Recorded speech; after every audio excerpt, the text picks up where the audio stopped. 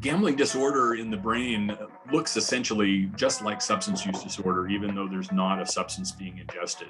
So the same dysfunction in neurotransmitters like dopamine, serotonin, norepinephrine, oxytocin is occurring around people who develop a gambling disorder as with substances. So when you're engaging in this behavior as a child, as the reward system in the brain is still very much developing, as the judgment center of the brain is still very much developing, you're setting up some of the hardwiring and the response to this activity and the excitement, which in kids and adolescents is sometimes hugely magnified in the moment. Those shots of hormones are firing like crazy as an adolescent. So it's setting up some of those pathways so that as they transition into adulthood and now can do this legally, and they're away from home for the first time, for example, we see the issue kind of skyrocket a little bit at the college age and at that level. So the best advice I can give again is for people to delay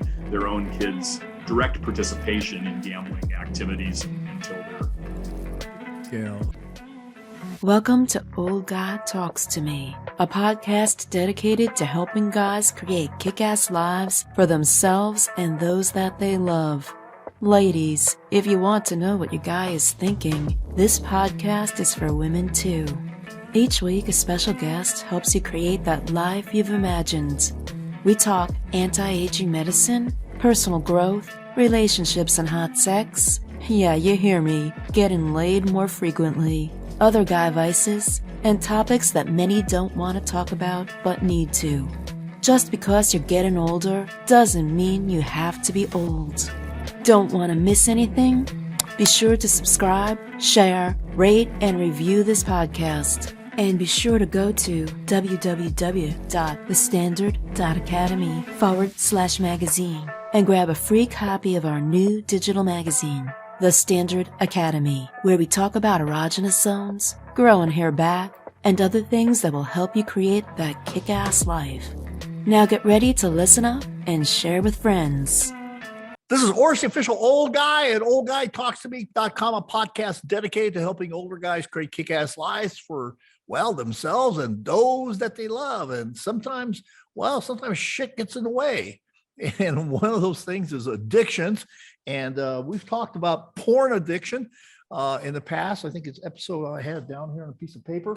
That's right. It was episode number 47 with Bill Renshaw, and he talks about his personal journey with porn addiction and how to alleviate that. But today we're going to talk about another addiction. We're going to talk about gambling addiction, which is gambling has been around for the ages, been around forever. And today our guest we have William Ted Hartwell. He has a master's degree in anthropology and has been a member of research faculty of the Desert Research Institute of Nevada. And he is a longtime member of the National Council on Problem Gaming. And he's the principal investigator of a DRI research study examining the impact of problem gaming in Native American tribal communities in Nevada. He himself also is in long-term recovery from gambling and the gambling disorders himself, and he promotes awareness, prevention, and treatment of problem gambling as a consultant to the Nevada Council on Problem Gambling. He is dedicated to humanizing and illuminating the illness of disoriented gambling. Mr. Hartwell was a regular participant for many years in the UNLV International Gaming Institute's Responsible Gaming Ambassador Training Program for Las Vegas Sands Corporation, and has consulted to MGM Resorts International and the U.S.-Japan Business Council. Mr. Hartwell introduced NCPG's Youth Gambling Awareness and Family Gambling Awareness programs into the Clark County School District in Nevada. And he lives in Las Vegas, Nevada, one of the meccas, maybe the world mecca of gambling. And he's a cellist with the Las Vegas Philharmonic, a devoted husband to a recent Russian immigrant, a past soccer and volleyball coach, and proud father of a precocious 16-year-old girl and three, mind you, cats. Three of them. I don't understand cat people. And by the way, and just so everyone knows, we're going to be in the program notes, there's going to be resources about the National Council on Problem Gambling with an 800 number, 800-522-4700, or you can chat with ncpgambling.org/chat or text 1-800-522-4700. But you don't have to remember that. You don't have to write it down because it is in the program notes. So, Ted, welcome. Thank you. It's great to be here. Yeah. So I always start off with this question, which has nothing to do with gambling or anything else. But what is the most important thing you've done today? Most important thing I've done today is actually talk to a bunch of people who are just beginning their recovery from some type of substance use addiction and educating them about the potential for gambling to become an addiction. Mm-hmm. That's the most important thing I've done today. All right. Well, great. That's great. So let's talk a little bit about your personal story initially here. And, were you always a problem gambler, or is that something that occurs over time? And I guess the question is really, are gamblers born addicts or do they develop into addicts? And let me just kind of give you all these three all at the same time. What was the moment that made you realize this was an issue for you? How long did you deny it? Those are all great questions. So in my case, I was a recreational gambler for decades before it became a problem. But I have been gambling since I was a child, since at least the age of 10. And today we know that is actually one of the risk factors for developing a gambling problem later on in life, that is participating in gambling activities as a child. And I was a little bit of a poster child for all of the risk factors. I know a lot of our family trips used to be driving from Lubbock, Texas to Ruidoso, New Mexico, where there's a horse race track, and we would camp in the mountains outside of town, which was tremendously fun as a kid. Although later on in life, I'd come to suspect it's probably so my dad could save money on the hotel rooms so that he had more to gamble on the horses. But be that as it may, it was fun. And we'd go into town during the day and spend the whole day at the track. And that was fun as well, because my dad would give each of the kids $20, and that was ours to gamble on the horses. So by the age of 10, I had a pretty good understanding of how to read the history of the horses, and I'd tell my dad which horses to go make bets on. And so I was in action from a pretty young age. He taught me how to play poker by the time I was a teenager. And by the time I was in high school, I was playing in a regular poker game with my own father and a bunch of university professors from Texas Tech. Very friendly game, not high stakes. And it was quite an ego trip for me as an adolescent to be, accepted into this game with guys that were 2, 3, 4 times my age. And by the time I got to college, I got involved in a higher stakes game there in Lubbock, Texas, where single hands could get up into the hundreds of dollars. And even at that time, I still had control of my gambling. And all I mean when I say that is I could set those limits. I took only what I could afford to lose to the game. And if I lost that, I didn't come back to the game until I had enough money to play again. But out of college, I got offered a job in Las Vegas at the Desert Research Institute, which I was pretty excited about. But my big fantasy was about the World Series of Poker and trying to save up $10,000 to enter that big game and see if I could make it to that final table and make millions. And along the way, developed a really serious addiction to video poker primarily. And that did not happen overnight. And my story, I think, is more typical. The person who has been gambling for some length of time, it's fun, and then often an event will occur in their life. In my case, I lost the ability to use my voice to lecture and to sing, which was also important to me at the time. And for the first time, I used gambling as a way to isolate myself from other people. And it became a way to escape from some of that pain in my life long before it became a financial issue for me. But it's really only to get to your question about when did I realize, I only realized that in retrospect as I was getting into recovery from this illness and looking back through time that I had been doing that. It really wasn't until the last few years, I would say, of my gambling, that I recognized that it was getting out of control, that I could no longer set limits of either money or time that I'd once been able to do.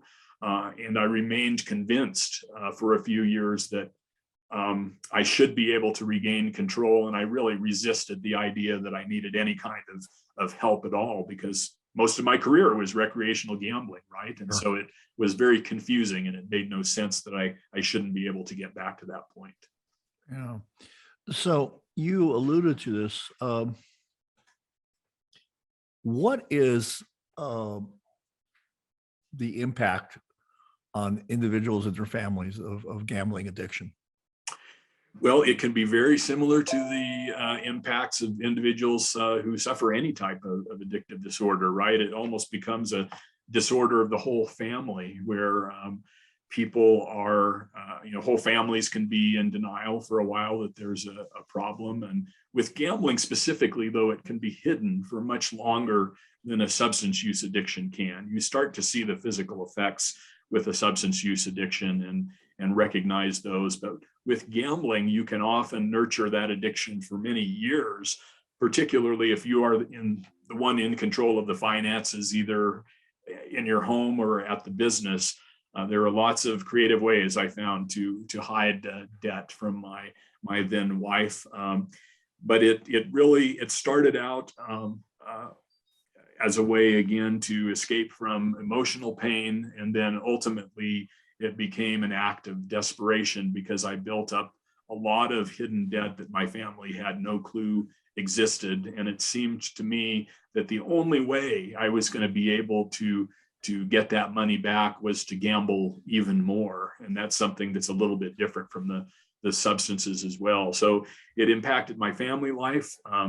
It impacted my work life, because in the last year or so, the easiest way to hide the fact I was gambling at all from my family was to gamble during time I was supposed to be at work.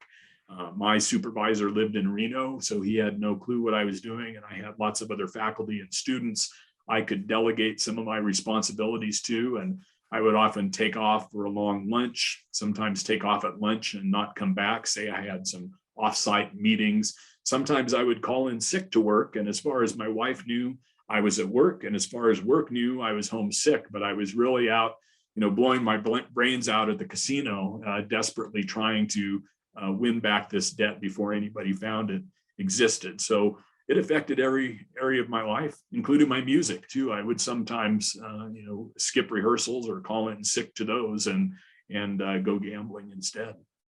Yeah. So it really kind of has tentacles into all areas of your life. For sure. Yeah. Who is responsible for gambling addiction? Who is responsible for gambling addiction?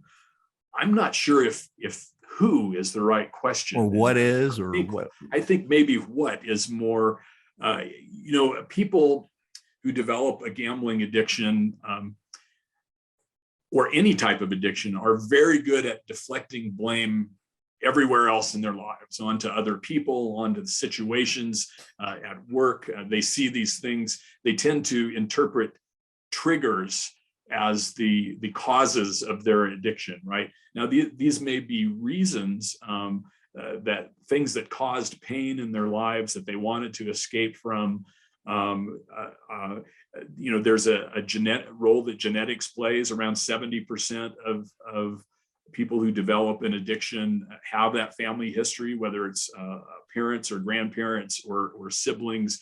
There is definitely a biological component to all addictive disorders. It is measurable. It is not a disease of morality, if some people like to call it, but it is certainly an illness that, where one's personal moral compass goes absolutely haywire in service to their addiction.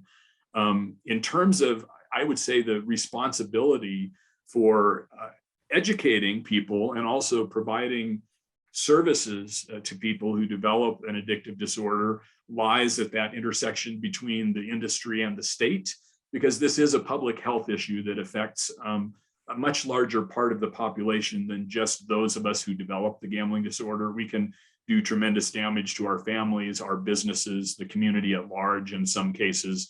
And so having the state provide funding for education for kids, for education of the public at large, of resources that exist for treatment, providing different educational opportunities, and also the industry's acknowledgement that for a relatively small percentage of people, of their clients, this does become an addictive disorder, and they need to be also part of that process.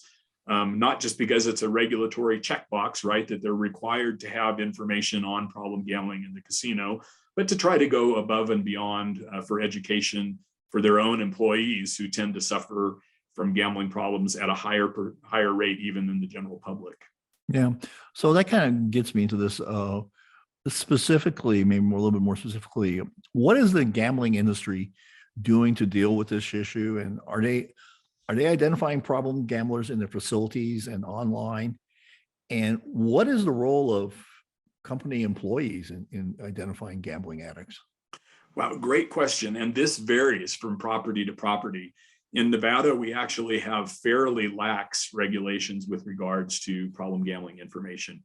The only thing industry is required to do is to post that 800 number you listed at the top of the program in conspicuous places, to provide brochures on problem gambling that include that number in areas like the casino cage and near the ATMs where people go for cash. They have to provide their employees with some training on this issue, but I'm not going to lie. In some cases, that might be, especially for smaller organizations, they might say, John, read this brochure when you have a chance. And if somebody asks you about it, tell them where to find it. And that could technically fit the requirements. And they also are required to let patrons opt out of direct mail marketings from the casino, the ability to cash checks or have loyalty cards. But we do not have what's called self-exclusion, which exists in a lot of other states, where a patron can literally, from a legal standpoint, sign a document that says, you are not allowed to let me gamble on your property. And if you find me gambling here, you can trespass me, essentially, and have me arrested and not able to collect winnings. And that can be a useful tool for somebody who is early in recovery and wants that additional incentive not to have the urge to go into that place that they always went. I'm really gratified to share that the industry at large, especially the larger properties that we think of in Nevada, the Caesars, the MGMs, the Las Vegas Sands properties, they all have much more robust training programs for their employees and their patrons. MGM, for example, has a program called Game Sense that literally engages patrons from the moment they sign up for that loyalty card. They get information on problem gambling. They get that 800 number. They get information on how all the machines work and what the odds are. And there are kiosks around their building where you can get this information additionally. It's kind of what I call the front end approach, right? Sure. Engaging them at the beginning. Caesars and what until recently were Las Vegas Sands properties actually had a higher level of training for a subset of their employees that they called responsible gaming ambassador training. And these were generally supervisory level positions all across the organizations who went through a full 8-hour training. Often I was involved in some of these in helping educate people kind of the history of what we know about problem gambling, what the signs and symptoms are, having people share their stories to really humanize the issue, learning about resources, and then they do some role playing on how to engage patrons who are overheard making distressing comments on the floor that could be related to a gambling problem. They're not being trained to identify anybody with a gambling problem, because even recreational gamblers have moments where our behavior looks like it might be out of control, but maybe it's a one-time thing, right? And we might be in distress and gamble in an unhealthy way. But what they are trained to do is overhear comments like, you know, I can't go home tonight because my husband thinks I'm out of town, or I just spent my whole paycheck and I couldn't afford to do that. Even if the cocktail server overhears that comment, they then go to this higher level trained employee who will find a way to discreetly engage this patron and offer to connect them to resources if they are struggling. They're not going to throw them out or anything like that, but they will express concern and offer to connect them with resources, which is much more than you would have seen anybody in the industry doing, 15 or 20 years ago. Sure. I mean, Do you need accountability? Are you looking to change the course of your life but have failed to keep on track? Too often we take in information and fail to act. Do you need an accountability program to stay the course? Then go to www.thestandard.academy and find out about my accountability program that goes with my course that helps you find out what you want, why you want it, and how to get it. The accountability program keeps you on track to get results. I'm sure that it was back then, it might have been, I guess, for lack of a better word, more predatory. Yes, I think that's true. Yeah. So we've seen a big advent of technology.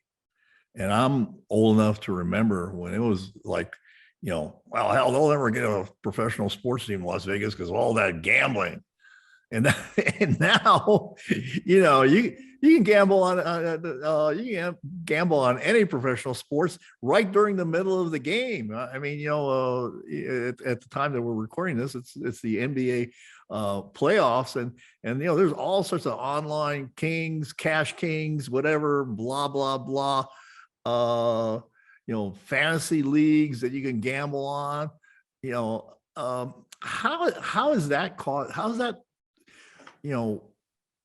affected gambling and problem gambling?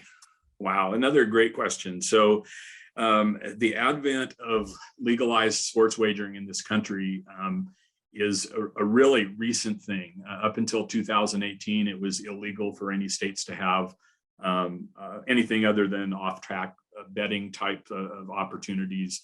And then in 2018, the Supreme Court overturned what was called the Professional and Amateur Sports Protection Act. And with the overturning of that act, it basically paved the way for any state that wished to legalize sports wagering in its state. And since that time, 33 states have already legalized sports wagering. So it's the largest and fastest legalization of gambling in this country's history that's occurring right now. I suspect that the pandemic led to the fast tracking of some of this legislation as we had the lockdown orders occur and state coffers were drying up because tax dollars were no longer coming in. I think some states looked to this as a way to pad their own pockets a little bit so they could continue to provide services in the state. And unfortunately, I think that also meant not paying quite as much attention as they probably should have to the collateral damage that was likely to occur to that small percentage of people. And at that time, the National Council on Problem Gambling advocated that states set aside 1% of their total tax revenue from any sports gambling to address treatment, education, awareness, research within their state. A few states did that, most states did not.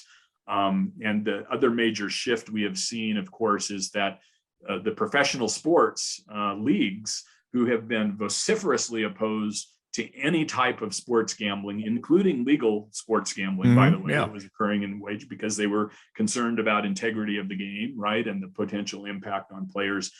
Have now done a complete about face, and now are, many of them are right in bed with some of those wagering organizations and fantasy sports leagues. Many of them, they're married.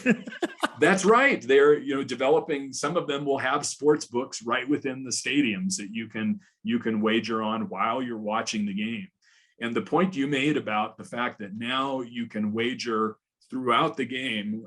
Sports betting used to be considered a more slowly addictive type of gambling.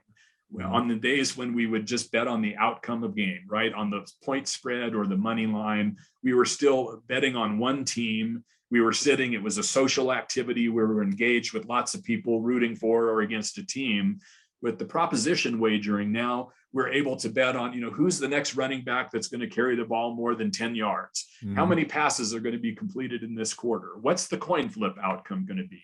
So it's possible to be in action just as if you were sitting at a slot machine, and now your phone has become that electronic device You can see exactly how far or ahead you are on all of your wagers. So if I'm a problem gambler or kind of cycling into that realm, and I see I'm $400 down on my bet, what happens in my brain is I see, I need to place some more bets on other games so I can recoup that loss. Sure. And I might have the same type of thinking if I'm ahead. Oh, I'm $400 ahead. I'm playing on the house's money. So now let's put some more bets out there to see if I can win more.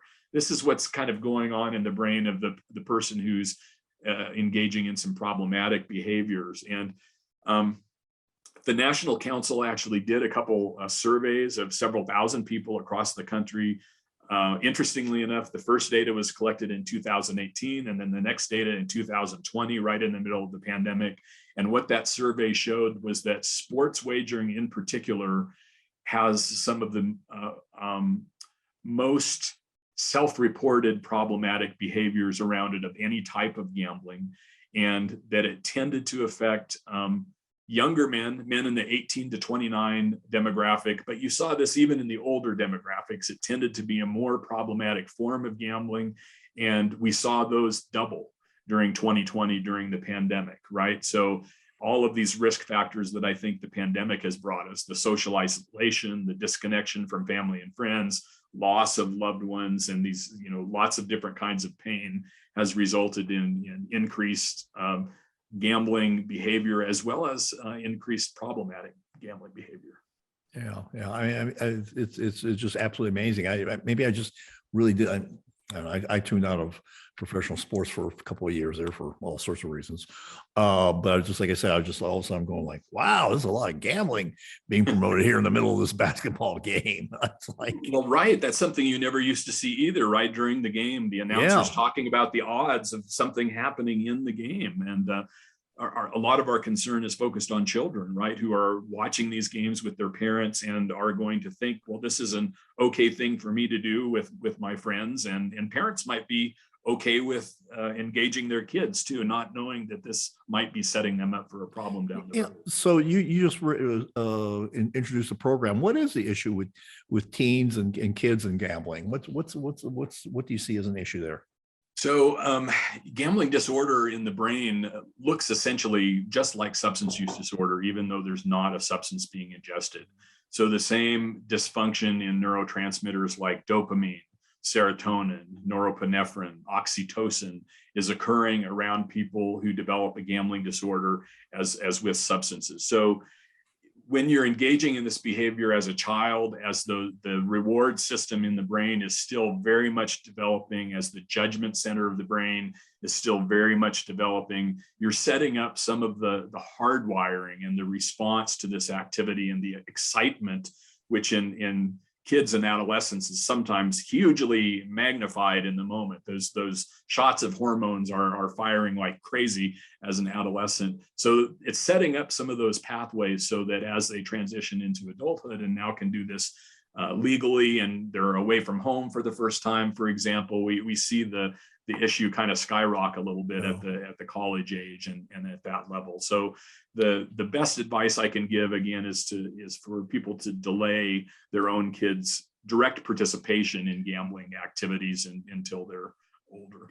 Yeah, the actual physical things going on in the brain in terms of is a critical thing that most people don't realize.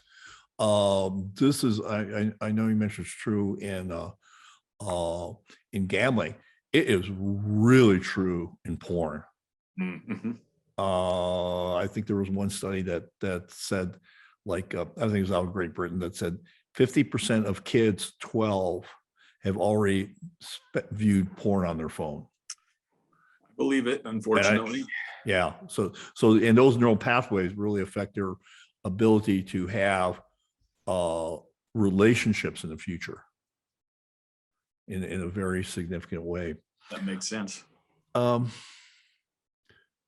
Social games, that's a term I'm not familiar with. And I gather that there's some reasons that some companies maintain that this is not gambling. What are social games?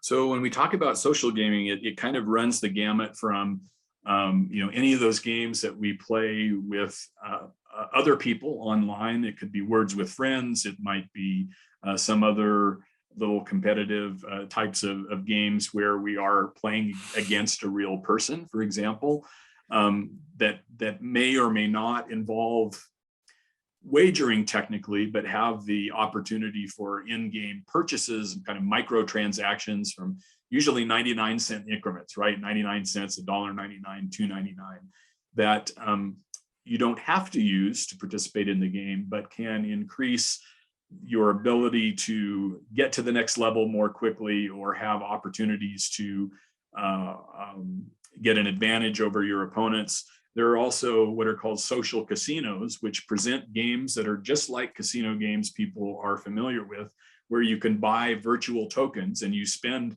real money on the tokens. Usually you're offered a bunch of free tokens to begin with, but then you start wagering them, and it could be poker, roulette, blackjack, slot machines, and then you can win these tokens. Sometimes you can win discounts, for example, on items, and some of these can be associated with brick and mortar casinos, so things out in the physical world.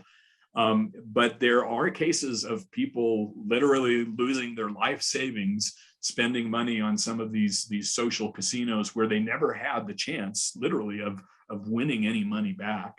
And these are really almost entirely unregulated, even though people can be assigned hosts, just like you would see in the casino environment. Somebody who's a big spender is assigned a host to keep them happy, bring them the food they want, and pamper them and get them the nicest hotel room because they're spending money at the casino. Well, people will be assigned real people who will call them on the phone, who will offer incentives for quote, free tokens, and will try to keep them playing without the regulatory or ethical responsibility that we see that's inferred by the regulations to help connect people to resources who may be struggling. So it can be a very predatory thing. It can, some people feel it's grooming kids to gamble with real money later on, because usually the payouts in these virtual games are much better than what you would see in the actual physical environment for those same type of games. So kids can think that they're good at them, right? And they want to try them as young adults. And I think the old term is getting hustled. Getting hustled, yes, that's exactly true. That shows how old I am. You're hustled. And while I know we're focused on gambling, actually the World Health Organization has already recognized gaming disorder as a real clinical diagnosis, and some of the concerns are over gambling-like features called loot boxes within those games, and these are other microtransactions that are similar to the ones I discussed, except you don't know what you're buying. So it's randomized contents, and you're hoping for that super rare weapon or armor or skin that changes your character's appearance. But it's the same persuasive psychology that's used with slot machines. You're putting that dollar in, hoping for the super rare outcome where you're going to get that big hit, but you're much more likely to get very minimal return or nothing. And in the case of games, to get the same type of stuff you would have gotten if you just played the game for 15 or 20 more minutes. But when you do get that rare item, it juices you. If you're a hardcore player and wow, I got that weapon, I'm going to keep trying for this other objects. And there's cases of kids spending thousands and thousands of dollars on these features in games. And it's, again, targeting the reward system very, very similar to gambling. Sure. So let's say somebody's gambling and they think they have a gambling problem. What's your recommendation? Well, if they think they have a gambling problem, I would suggest calling the problem gambling helpline, which the resource I know is on your website and you mentioned it. That works in all 50 states. It's 24 hours a day. It's completely confidential. And it's geared towards anybody who has questions. So if you're just casually either asking for yourself or for somebody else you're concerned about, I think I may have a gambling problem, how do I tell? They can walk you through some of the signs and symptoms or direct you to some web pages. If you're pretty sure you have a gambling problem and you just don't know, how to get help or what to do. They will also let you know exactly what resources are in your immediate area. These include things like 12-step meetings, just like AA, or Alcoholics Anonymous or Narcotics Anonymous. We have Gamblers Anonymous in Nevada. We have over 100 meetings a week just in the Las Vegas Valley alone. And if the pandemic has brought us one good thing, it's that the recovery community has also gone online. So, for example, I know that anytime, day or night, if I were to have an urge and want to go gambling, I could get on my phone and connect to a meeting in the UK. If it's the middle of the night here, I can connect to a group of people who's gone through the same thing as I have and get that little bit of medicine I need. And so that's one useful thing the pandemic has brought us. But that would be my first suggestion. They could also, here in Nevada, go to whenthefunstops.org. That's the Nevada Council on Problem Gambling's website, and we're kind of the clearinghouse for information in the state of Nevada. But the National Council also is a fantastic resource for information both nationally and locally. Yeah. Also on the website for the National Council on Problem Gaming, they have a self-assessment somebody can do. Yes, there's a self-assessment that's kind of based on the questions that psychologists use to clinically diagnose, and you can get an idea of whether or not you might fall into that clinical diagnosis. But I always say if you answer yes to even one of those questions, it's a good time for a little introspection and kind of evaluating your own gambling behavior. And, are you doing it in a healthy way? Is it money you can afford to lose? Is it impacting any of your relationships negatively? Are you able to set those limits of money and time and keep to those pretty strictly? So we would love to catch people before they get into any type of full-blown addiction, right? Keep their gambling in that healthy recreational frame, because that's better for everyone. It's certainly better for them and their families. It's better for the industry to cultivate the long-term player. It's really not in their best interest to have people with a gambling problem gambling in the casino, because people like me tend to burn ourselves out very brightly in a short amount of time, and suicidality is very, very high with this particular illness. And so the last thing we want to see is people get to the point of wanting to end their own lives over this. Sure, I'm sure people get really, really desperate and see no way out. Yes. And unfortunately, suicide, I'm sure, has happened more than once.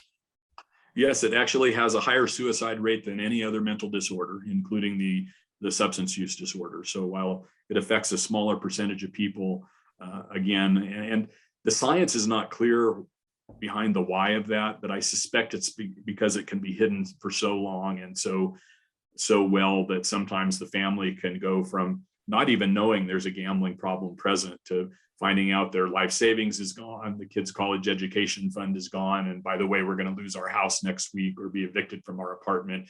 And it can be such a huge trauma. It's real easy for the person with the gambling problem to rationalize, my family's better off in this world without me in it. And of course, there's nothing that's further from the truth, but it can get to that point. Yeah, people do think that sometimes. Well, Ted, thanks for coming on, oldguytalkstome.com. And as I mentioned in the program notes for all of you, so you don't have to careen off the highway while you're listening in your car and trying to scribble something down. I don't want to have an accident. The phone number is there. The chat is there. And also text is there. And, if you think you have a problem, take the assessment and call the phone numbers or chat and get some help. Get some help. Folks, I want you to do several things, though. Also, I want you to follow me on Spotify. I want you to rate, review, and share. And if you want to give me a bad review, that's fine too. I love my trolls, and especially if you're a rabbit. I want a rabbit troll that comments on me and just heckles me all the time. That'd be great. And also, I want you to sign up for my free digital magazine that'll help you create that kick-ass life that you want. It's called the standard.academy/magazine, where we talk about about how to find her erogenous zone and other things in there that guys need to know. And women, you want your guy to know that. So get them on that. So, I'm I think equal access to all. Remember, at oldguytalkstome.com, it's all about creating a kick-ass life for yourself and those that you love. Until next time. Thank you for joining Dr. Orist and his incredible guest. Like what you heard and learned? Then be sure to do 3 things. 1. Subscribe so you don't miss the next episode. 2. Share this with someone who may need to hear it. 3. Leave a review and rate this podcast. Opt in at www.thestandard.academy/magazine and get our free digital magazine with savings, articles, and deeper dives into cool controversy. Be the guy who takes action. Without action, you're not going to get the results you want. Thank you again, and make it a great day.